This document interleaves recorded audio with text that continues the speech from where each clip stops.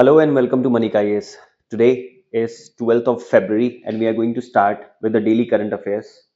So the four major topics that we have chosen today are absolutely brilliant and there's a huge amount of possibility that UPSC will ask questions from these topics. The very first one is inflation overall. आज ही 12th of February the government of India has come up with new base year, ठीक है, which is 24. हम उसमें details में देखेंगे. तो ये बहुत इंपॉर्टेंट टॉपिक हो जाता है from your prelims examination point of view. The second most important topic which has made a lot of hue and cry and a lot of noise in the parliament also is about the national song. ठीक है.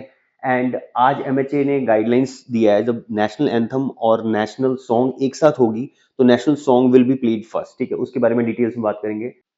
Budget 2026 में the government has come up with a new plan in the science and technology about having 2 more telescope. ठीक है, इसके बारे में details में देखेंगे. And the fourth topic is about finance commission. This has relevance both in polity and economics and expect a question because 16th finance commission has submitted their report and government of India has accepted again in the budget. So most of all, this is economy and polity, this is science and tech, this is your polity, and this is again your economics. So mostly topics are from polity and economics and one science and technology. So let's get started. So the very first topic is about inflation. Government of India has come up with a new guideline changing the base year from 2012 to 2024. Straight forward question can be asked in your prelims examination. सबसे पहले चीज, inflation होता क्या है? ठीक है, inflation आपको impact करता है, मुझे इंपैक्ट करता है, in general the all the citizens. ठीक है, even the government are impacted by inflation when they buy any product. ठीक है, so what is inflation? UPSC examination में सिंपल स्टेटमेंट पूछा हुआ है, general rise in the price level is called as inflation. ठीक है, एक बेसिक सिंपल डेफिनेशन है which can be asked in your examination. अब इन्फ्लेशन का और एक डेफिनेशन है जो एनसीईआरटी में लिखा हुआ है.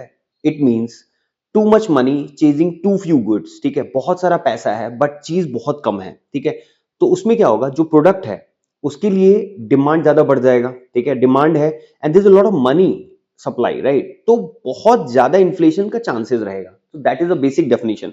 अब ये इन्फ्लेशन का जो बेस ईयर है ये चेंज कौन करता है, right? So this actually is changed by your MOSPI.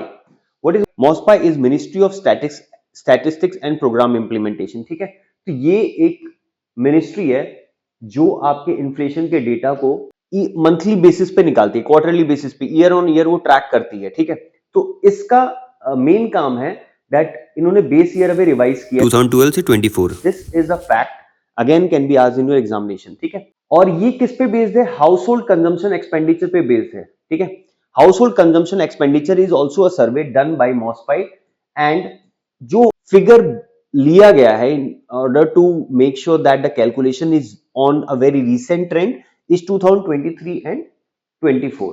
ठीक है, इसमें पहले 12 डिवीजन थे, अब उसको पहले 6 ग्रुप में थे, अब उनको 12 डिवीजन में कर दिया गया. सो this is a recent trend and ये यूनाइटेड नेशन स्टैटिस्टिक्स डिवीजन के जो उन्होंने अपनी गाइडलाइन बनाया हुआ है उसके बेसिस पे है. ठीक है, so this is also a new change. और अब जो इन्फ्लेशन है, जो इंडिया में इन्फ्लेशन काउंट होगी, ठीक है, उसको हम कैलकुलेट करेंगे as per the international standard. So this is also major change. अब जब बेस ईयर हमने चेंज किया है तो बेस ईयर सिर्फ चेंज करने से नहीं होगा. ठीक है, 2012 में, इन 2012 देयर वर मल्टीपल प्रोडक्ट्स और services which were relevant that time, but अब वो रेलेवेंट नहीं है और अब जो रेलेवेंट है हम उसे इंक्लूड करेंगे सो दैट अब जो इन्फ्लेशन है ना वो हमें एक रियल स्टैंडर्ड बताएगा जो एक्चुअल प्राइस लेवल क्या है. फॉर एग्जांपल, जो नए एडिशन हुए हैं उसमें रूरल हाउसिंग को इंक्लूड किया गया, ऑनलाइन मीडिया सर्विस को प्रोवाइड किया गया, स्ट्रीमिंग सर्विसेज हम जो ओटीटी पे देखते हैं. फॉर एग्जांपल, आज अभी जैसे T20 वर्ल्ड कप चल रही है, so we have subscribe to your Jio, right. There is Netflix also, there is lot of other services. ठीक है, अमेजन प्राइम इज देयर. ठीक है, अमेजन प्राइम का भी जो सब्सक्रिप्शन है अब वो भी इंक्लूड कर दिया जाएगा, जियो का जो सब्सक्रिप्शन है वो भी इंक्लूड किया जाएगा, पहले ये नहीं था. ठीक है, so this is a recent trend. Even your hotels and accommodations, people are actually traveling a lot. The new generation, the Gen Zs, which we call it, they are more about spending and exploring the world and the country also, right? So those kind of things have been added. Now, one more important thing. Nowadays, there are a lot of people, those who are making content. So उसके लिए आपको storage चाहिए होगा. So pen drive and external hard disk have also been included. This has been done today itself. This is 12th of February. So make a note that examiners जो setter होंगे वो इन चीज को बहुत अच्छे से देखेंगे and there can be a lot of questions related to that, right? Items जो रिमूव हटा दिए गए हैं जैसे कि VCR, VCD, DVD, I am pretty sure most of the like people those who are in their early 20s might not have heard also about it, but this is a thing of bygone era, so इनको हटा दिया गया है, ठीक है? Radio, nowadays people use the radio with the help of their phones only, so radio का as such relevance है नहीं, तो रेडियो को भी हटा गया है। टेप रिकॉर्डर अब कहाँ काम होता है? People record on their mobile phones only, so these have been redundant things which have been persisting in the inflation calculation, but now they have been removed from today itself, ठीक है? So this is a very important data that you need to as such track, okay? अब हम कुछ चीज देखते हैं about the various things that have been included in your new inflation data, ठीक है? तो वेट्स ऑफ सीपीआई, अब एक सीपीआई मैं आपको ब्रीफली बता देता हूँ। व्हाट इज सीपीआई का फुल फॉर्म है consumer price index, and it's consumer price index, it's a kind of retail inflation, ठीक है? एक होता है होलसेल इन्फ्लेशन, एक होता है रिटेल इन्फ्लेशन। तो जो हमें सबसे ज्यादा पिंच करती है वो रिटेल इन्फ्लेशन है, क्योंकि हम जब प्रोड्यूस कोई भी खरीदने जाते हैं मार्केट में, वो रिटेल इन्फ्लेशन पे बेस्ड होती है, ठीक है? एक और चीज होती है इसमें, ये सीपीआई जो है ना, आरबीआई इसी को ट्रैक करती है in order to track the repo rate. We already go a lot of detail about repo rate and various tools of RBI, qualitative tools and quantitative tools, which we study in our economic classes, and even in our mentoring sessions we discuss a lot about it, and UPSC has also asked questions about it. So this video is not about that, but just giving a brief idea. RBI के पास जो mandate है government की, वो 4 ± 2% की है inflation की, ठीक है? तो जनवरी का जो डेटा है, ठीक है, if you actually go through this, जो जनवरी का डेटा है ना, it is actually 2.75% under new inflation series, ठीक है? So the very first inflation on the lines of new parameter that has been released by MOSPI is 2.75%, ठीक है? तो एक बार फिर से हम रिवाइज करते हैं, what are the basic things that has been changed? Base year has been revised, 12 divisions include किया गया, पहले 6 ग्रुप थे, वो 12 डिवीजन हम अगले स्लाइड में देखेंगे। न्यू एडिशंस किए गए हैं जो अब रेलिवेंट हैं, for example your external hard disk, pen drive, उसके streaming services, these are the new things. Item जो रिमूव किए गए हैं वो VCR, VCD, DVD player, your tape recorders etcetera, which is not relevant right now, has been removed, okay? Now we will see what are the new additions. देखो, food and beverage पहले था, अभी भी है, the relevance has been decreased, it has been now 36.75%, और सबसे ज्यादा अभी भी फूड एंड बेवरेज को दिया गया है, ठीक है? ऑब्वियसली मैंने आपको क्या बोला है, CPI is about retail inflation, ठीक है? रिटेल इन्फ्लेशन मतलब जो हमारी डेली कंजम्पशन है, food and beverage is one of the most highly consumed thing by the Indian house hold, तो उसको सबसे ज्यादा वेटेज दिया गया है, ठीक है? Now you can see education services, recreation, sport and culture को भी एक पैरामीटर दिया गया है, ठीक है? Health is already there, health was earlier also, ठीक है? इंटॉक्सिकेंट्स का थोड़ा सा इंक्रीज किया है, ठीक है, एज कंपेयर टू प्रीवियस। ये देखो, जो हम अभी बात कर रहे थे, restaurants and accommodation services is given 3.35%। Now the next topic that we are going to look is about your Vande Mataram, जो अभी 150 ईयर्स गवर्नमेंट ने सेलिब्रेट करने के लिए स्टार्ट किया है, ठीक है? सो the major point over here is MHA has directed all the 6 stanzas of Vande Bharat will be sung when the national song and national anthem are played together, ठीक है? नेशनल सॉन्ग क्या है? It's about our Vande Mataram है, ठीक है? वो है national song, और national anthem is Janagana Mana, ठीक है? So whenever both of them are being played, so national song will be played first, accompanied by national anthem. अब नेशनल सॉन्ग के बारे में कुछ डिटेल्स है। It is actually composed by Bankim Chand Chatterjee in the year 1875. Again, this question can be asked. And after 150 years, that is 2025, we started celebrating. 7th November was the date when he actually composed. ठीक है? So उस तरीका से 150 years के बाद हम अब celebrate कर रहे हैं 150 years of national song. ठीक है? And when to be played? It has to be played like जो भी major dignitaries हैं, constitutional post हो गए, जैसे president हो गए, your lieutenant governor, your governor, whenever they arrive, whenever they are about to give their speech, ठीक है, या let's say television पे आ रहे हैं, so during that time we have to play this song, ठीक है? जो duration है national song का is around 3 minutes and 10 seconds. तो ये in toto जो 6 stanzas हैं, इनको 3 minutes और 10 seconds में गाना है, ठीक है? That is the official mandate that has been given. अब प्रोटोकॉल क्या है? प्रोटोकॉल ये है, ऑडियंस और assembly should stand to attention, ठीक है, व्हेन प्लेड इन डॉक्यूमेंट्री। जब डॉक्यूमेंट्री में प्ले हो रहा है तब एग्जेम्पशन है, otherwise you have to stand in attention, paying a mark of respect, ठीक है। जैसे कि एक एक्ट है बहुत important, for example your national honour act 1971। इस एक्ट के एम्बिट में ये आता है that you have to respect the national anthem, ठीक है। For example whenever we see a match, जैसे कि आज इंडिया और नामीबिया का मैच है, तो whenever we are playing this national anthem we have to stand in attention position, ठीक है। We have to make sure that we are singing, कुछ लोग अपने यहाँ पे लाइक हार्ट पे भी हाथ रखते हैं, some people just make it at a mark of respect, this stand, right. तो इसमें क्या है, इसमें आपका डिसऑनर नहीं कर सकते हो आप नेशनल एंथम को, ठीक है। नेशनल ऑनर एक्ट में इट्स एन ऑफेंस, ठीक है, and you can be actually punished on the basis of that. But national song जो है ना, उसके लिए कोई सच बॉन्डेज नहीं है, ठीक है। इवन नेशनल एंथम का एक और चीज है, article 51 of fundamental duties says that citizens to respect the national anthem.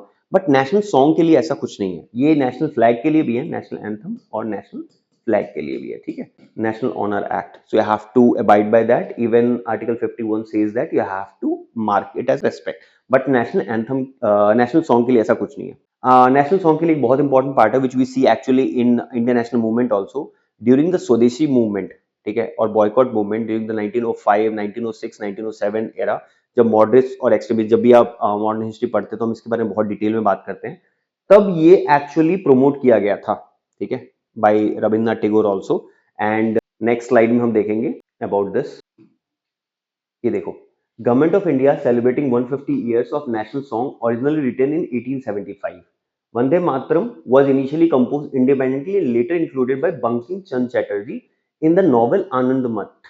अब आनंद मठ के ऊपर ऑलरेडी एक क्वेश्चन आ चुका है यूपीएससी प्रीलिम्स एग्जामिनेशन में। So this novel was written by Bankim Chand Chatterjee and he was also the original kind of writer of the national song which is Vande Mataram, ठीक है। पब्लिश हुआ था 1882 में। Again these are very trivial facts, UPSC can ask it. I just request you to be a bit attentive and make sure that you mark it so that you do not make this mistake in the prelims examination which can be very costly for your selection, ठीक है। This was first sung by Rabindranath Tagore at 1896 Congress session in Calcutta, ठीक है। Vande Mataram as a political slogan first was used in 7th August 1905, again जो मैंने आपको बोला है, जिसको कहते हैं बॉयकॉट या स्वदेशी मूवमेंट, ठीक है, इस टाइम में ये होता। और सबसे इंपॉर्टेंट एक और फैक्ट जो पॉलिटी में पूछा जाता है, adopted as an Indian national song by the Constituent Assembly in 1950. Again, this is also a fact which you should remember and can be very handy when you have to write an answer or let's say choose a option. The next topic is also about a budget.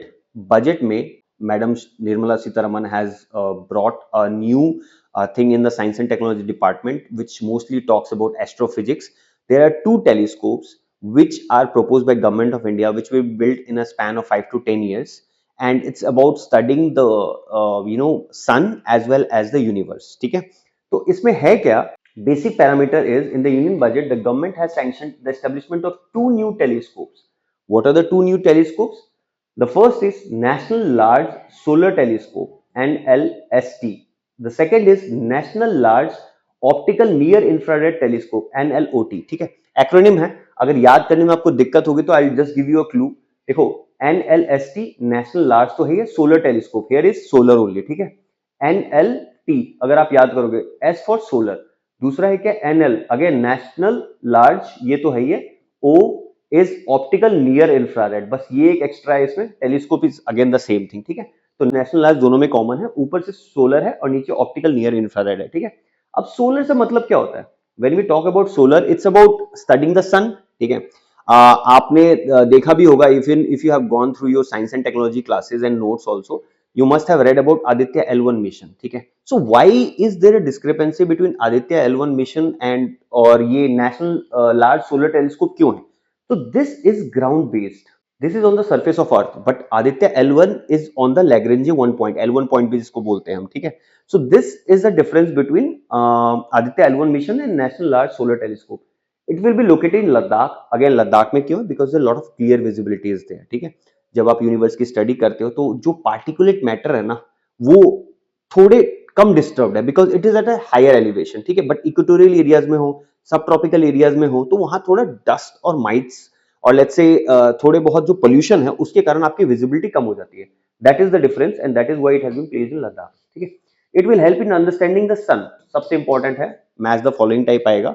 Again your GS paper 3 there is a topic called what are the role of various science and technology steps taken by the government, उसमें भी आप ये लिख सकते हो, ठीक है। और सन से रिलेटेड क्या है, solar events, solar flares, magnetism, ये सारे इवेंट्स को स्टडी किया जाएगा, ठीक है, with their impact on earth, magnetism कैसे इम्पैक्ट करती है, ठीक है, अर्थ को। It will be India third ground based solar observatory, again this is a very important point.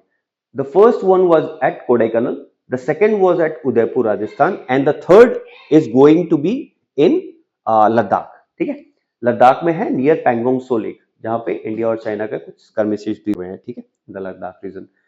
Also we have space based solar observatory in the form of Aditya L1 mission, जो हमने अभी बात किया है, ठीक है। It is at L1 point, the aperture is around 2 meters, a very technical one, not required from the exam point of view, will be built around 5 years. Again, just for the sake of information, I have been this information has been provided. The next is NLOT, National Large Optical Near Infrared Telescope, to be built in Ladakh at हेलने में हमारे पास already एक observatory है, ठीक है। और ये क्या करेगा, ये यूनिवर्स की जो ओरिजिन है ना, उसको स्टडी करेंगे, ठीक है। So this will study the exoplanet, stellar, galactic evolution, जो गैलेक्सीज है, सुपरनोवा एक्सप्लोरेशन है, ठीक है, एक्सप्लोजन्स हैं, उसको स्टडी करेगी। बेसिकली यूनिवर्स की जो अंडरस्टैंडिंग है उसको और स्ट्रेंथन करेगी। The aperture is around 13 meters. Again, technical fact, not important from exam point of view, will be built around 10 years. ठीक है। So इस टॉपिक में बेसिकली आपको ये पता रहना चाहिए that there is a government of India initiative which is promoting the manufacturing of or let's say having 2 telescopes which are large in size, ठीक है। तो इतना इंफॉर्मेशन काफी है आपके लिए। And what it will do, जैसे कि सोलर टेलीस्कोप है तो it will study the sun, and optical near infrared telescope है that will study your in general the galaxies and the universe, ठीक है। The next topic that we have is about finance commission, ठीक है। Now finance commission of India is actually a constitutional body. How finance commission of India is a constitutional body, if you actually go through your polity classes, you will see article 280 of the constitution says that there should be finance commission of India and उसके 5 member होते हैं। Basically these members are appointed by your president, ठीक है।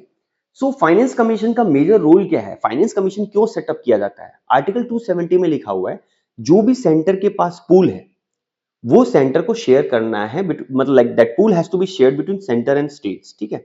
सो ये भी एक constitutional mandate है। Now the very first point that I want you to know is central government, अब ये न्यूज में क्यों, why it has made a news, because central government has accepted its recommendations of 16th finance commission with respect to devolution of funds from center to the states. अब centre बहुत सारे taxes collect करती हैं, ठीक है, उसी को divisible pool भी बोला जाता है। For example your personal income tax, your corporation tax, your central GST, जिसको सीजीएसटी भी कहते हैं। आप कोई भी प्रोडक्ट ले रहे हो उसमें सीजीएसटी भी पे करते हो। लेट्स से कोई कहीं आपने कोचिंग इंस्टीट्यूट में एडमिशन लिया है तो यू पे सीजीएसटी, यू पे आईजीएसटी ऑल्सो, ठीक है। तो इंटीग्रेटेड जीएसटी जो है, जो सेंटर का कंपोनेंट है, वो भी डिवॉल्व करती है, उसी को डिविजिबल पूल में रखा जाता है, ठीक है। अब 16 फाइनेंस कमीशन की रिकमेंडेशन क्या है, 16 फाइनेंस कमीशन की रिकमेंडेशन है 41% devolution of taxes from the divisible pool, ठीक है। अब ये डिविजिबल पूल जो है अराउंड 81% ऑफ द ग्रॉस है, ठीक है, जो सेस और सरचार्ज को छोड़ के होती है। हम इसके बारे में और बात करेंगे। जैसे कि डिविजिबल पूल अभी मैं बता रहा था आपको, includes your income tax, includes your corporate tax, includes your CGST, your center's position on portion of IGST, integrated GST जिसको है। अब इसमें एक्सक्लूड क्या होता है, एक्सक्लूड होता है सेस एंड सरचार्ज। सेस और सरचार्ज क्या है, again a question which is very common in your test series also. Cess is for any specific purpose, like cess is a tax which is for a very specific purpose. For example, your educational cess, your road cess, your health cess, पहले कौन cess भी था, ठीक है।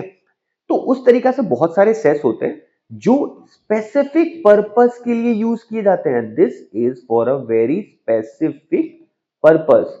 But surcharge क्या हो गया, surcharge हो गया for example you earn 1 CR, ठीक है, कोई अगर 1 CR या 1.5 CR अर्न करता है, ठीक है, तो after you cross a certain threshold this surcharge is levied by the government on you, ठीक है। So that is why it is called surcharge and levied by the central government. अब ये exclude होता है, ठीक है। So this has been a contention in today's parliament also, and Nirmala Sitharaman has said that this is a mandate and the center has all the right to levy cess and surcharge. States protest क्यों कर रही है? ठीक है, अगर cess और surcharge ले रहे हो आप, तो इसका जो कंट्रीब्यूशन सेंट्रल पूल में है उसको आप स्टेट्स के साथ शेयर नहीं कर रहे हो। ठीक है, but madam Sitharaman has said that ultimately जो हमारे पास भी कंट्रीब्यूशन आ रहा है वो हम स्टेट्स को ही दे रहे हैं in terms of making roads, airport, जो भी इंफ्रास्ट्रक्चर है वो हम अल्टीमेटली स्टेट्स को ही डिवॉल्व करते हैं। फॉर एग्जाम्पल अगर हम रोड सेस ले रहे हैं तो वो रोड्स बनाने में ही काम आ रहा है। ठीक है, so that is her argument. अब the most important point that I want you to know from this table is criteria of horizontal devolution. Okay ठीक है, I will tell you horizontal और वर्टिकल डेवोल्यूशन क्या है। जब centre states को पैसा दे रही है, ठीक है, so this is vertical devolution. Vertical मतलब क्या हो गया? Layers, this is L1, this is L2। so from money is coming from L1 to L is center, L2 is all the states combined, minded। ठीक है, so this is vertical devolution। horizontal devolution क्या हो गया? horizontal devolution हो गया between the various states, S1 for example Assam, S2 for example Maharashtra। ठीक है, so this is horizontal devolution, very simply I'm trying to explain you। ठीक है, horizontal devolution among states। ठीक है, अब ये 13th finance commission, 14th finance commission, 15th finance commission, 16th finance commission, आप duration भी देख सकते हो। ये जो अब रिपोर्ट आया है it's about 16th finance commission. जो पहले नीति आयोग के चेयरमैन भी थे अरविंद पंगनेरिया, वही यहाँ पे फाइनेंस कमीशन के हेड भी थे। ठीक है, 16th फाइनेंस कमीशन के। सो this is also a fact. ठीक है, सो यहाँ पे देखोगे आप इनकम डिस्टेंस जो है ना उसको मैक्सिमम कंट्रीब्यूशन दिया हुआ है। इसको इसलिए दिया हुआ है ताकि इनइक्वालिटी जो है between various states has to be reduced. ठीक है, इनकम डिस्टेंस जो है वो जो इनकम पैरिटी है between the various states, the discrepancy between the development of various states. For example Maharashtra बहुत डेवलप्ड है, your Tamil Nadu is very developed, your Karnataka is very developed, Telangana, Andhra Pradesh are very regional. जो साउथ इंडियन स्टेट्स हैं they are relatively better developed, whereas on the other hand the states in your eastern India, for example Bihar, Bengal, relatively थोड़ा less developed है। ठीक है, तो जो income distance है वो थोड़ा इनइक्वालिटी को रिड्यूस करेगी। ठीक है, पॉपुलेशन 1971 पहले लिया जाता था, आप देख सकते हो 13th फाइनेंस कमीशन और 14th फाइनेंस कमीशन में जो 1971 का जो सेंसस का डेटा था वो यूज किया गया था, बट इन 2011 का जो डेटा है वो 14th फाइनेंस कमीशन से 16th फाइनेंस कमीशन तक लिया गया है, और जो वेटेज है वो भी बढ़ गया है क्योंकि population in the again in the eastern states income disparity तो है ही है, but along with income disparity there is a lot of population also which has to be catered. ठीक है, सो उसको भी केटर किया गया है।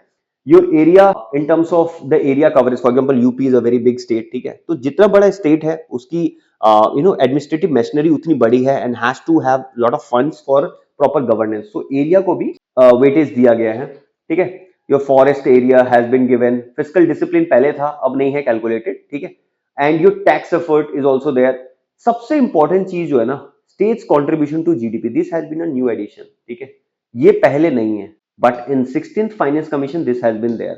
तो state contribution to GDP again जो साउथ इंडियन स्टेट्स हैं उनको थोड़ा एक पैरिटी के लिए दिस हैज बीन अ कंट्रीब्यूशन। और एक तरीका से जो हम बात करते हैं cooperative federalism and competitive federalism as in जो बहुत सारे स्टेट्स है ना they are fighting amongst themselves in order to perform well. ठीक है, दैट्स व्हाई कॉम्पिटिटिव फेडरलिज्म। तो state contribution to GDP is a new addition. ठीक है, I hope you take a note of this chart, and whenever you revise make sure that you know and ultimately use this chart for your own benefit।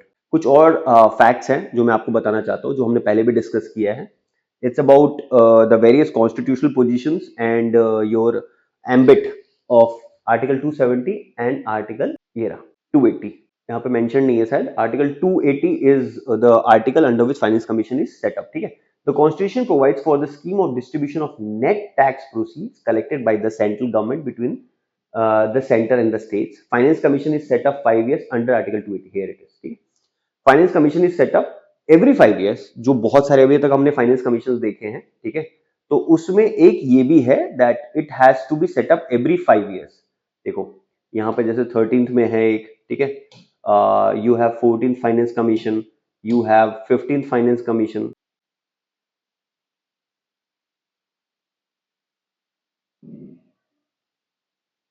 C there are various finance commissions. तो इस basis पे आप देख सकते हो that ये रहा 13, 14, these are all set up under Article 280 of the Constitution। ठीक है. So this becomes very important. Just keep a track of this.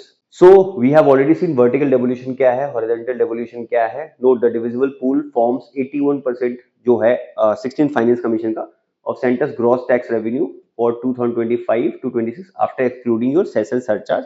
Session surcharge क्या है and why it's not included, हमने इसको भी डिस्कस किया है.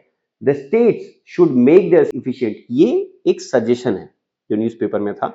एंड आइडियली हमने 2 दिन पहले भी डिस्कस किया that the debt of the center and the states is increasing because they are borrowing more and because of which, क्योंकि उनकी एक्सपेंडिचर ज्यादा है. तो अगर अपनी सब्सिडीज को और अगर अपने एक्सपेंडिचर को थोड़ा सा रैशनलाइज करेंगे तो उनका डेट कम होगा, फिजिकल डेफिसिट कंट्रोल में आएगी एंड उनके जो मैक्रो इकोनॉमिक इंडिकेटर्स है, not just the states but the center as well, will be much better. ठीक है. तो आपके जो फाइनेंस है आप उसको अच्छे से अगर हैंडल करोगे तो you will be in a better position. The center and the state should undertake various steps to rationalize spending in terms of your, जैसे कि पावर सेक्टर है. ठीक है. अब स्टेट्स में जो पावर की कंडीशन है वो बहुत पुअर है इवन इन मेनी स्टेट्स. ठीक है. तो उसको थोड़ा रैशनलाइज करने को बोला है, एक सजेशन है. Subsidies has to be efficient and targeted. ठीक है. So this is all about today's newspaper. I hope it was helpful. I hope you got an idea. These are the 4 major topics and we seriously understand and expect that a lot of questions can be asked. Okay, so I'll suggest that you revise it properly and if you need any help, please let us know. Thank you so much.